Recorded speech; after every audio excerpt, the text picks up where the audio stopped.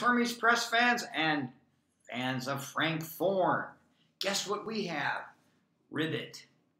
Like the frog. Ribbit, ribbit, ribbit.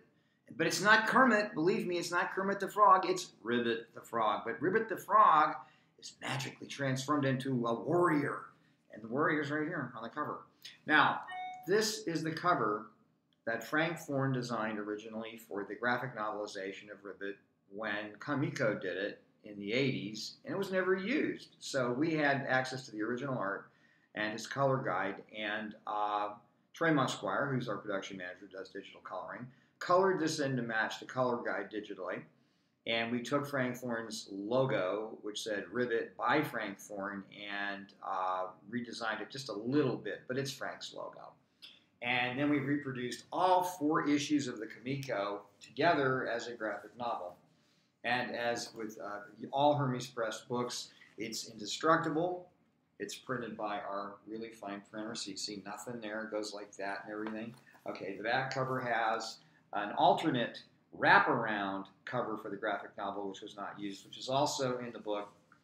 So you can see what pages this book has, as you would expect from Hermes Press.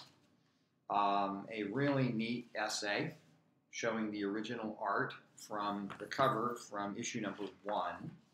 It has some original artwork, interior page work.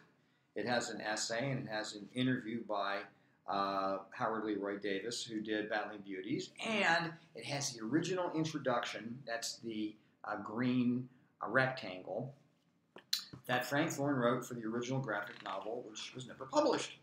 And then, of course, you have all of the comic books as a graphic novel, restored to perfection. They look pretty good. They're printed on about 100-pound matte-coated stock paper. So, and they're Smythe sewn in, so you can read the book, won't crack, won't fall apart. It has head and tail bands, and it's very well bound, which is very important because you can read Ribit over and over and over again. And it reproduces the entire story. Now, Ribit is the last mainstream comic title that Frank Thorne did, and what I mean by mainstream is it is not erotic in that it does not feature people without any clothes on. It hints at eroticism. It definitely has this as an undertone or an undercurrent in the graphic novel itself, but there's no nudity. Which is why Comico did it and why it sold in the general market. And so it's kind of Frank Thorne's swan song to general sales comics. But it holds up really well, and actually it is in Gita's universe. So it's a very nice book. The story is really great. I've described it as being very Tolkien-esque. I think it's funny. It's got a lot of action in it. It's got great humor. It's got a great ending. I'll tell you the ending because I won't ruin it for you.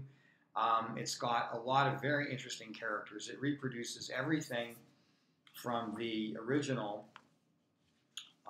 including the kind of back covers, which had illustrations of Frank and the sorceress. Here's one of the back covers. So we reproduced everything. In fact, here is Frank's original color guide, which was used as the basis for the digital colors on the cover of this book.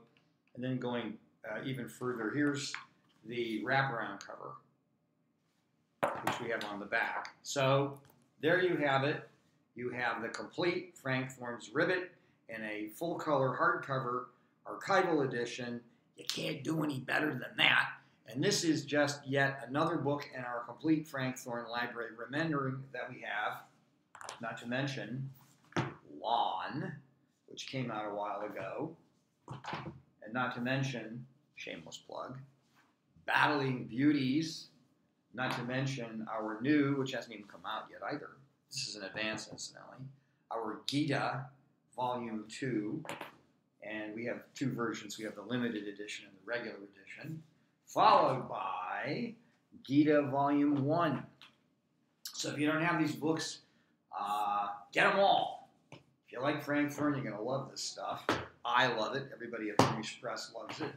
And Ribit is a lot of fun. Ribit is a great book, and I'm very happy with the production values on Ribit. I'm very happy with what Frank did with it back in the 80s when he did it. Frank's very excited about these books coming out.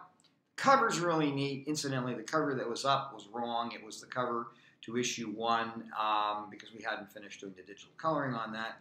That's it. Any questions? Email me or email info@hermespress.com. That's all for now. Bye-bye.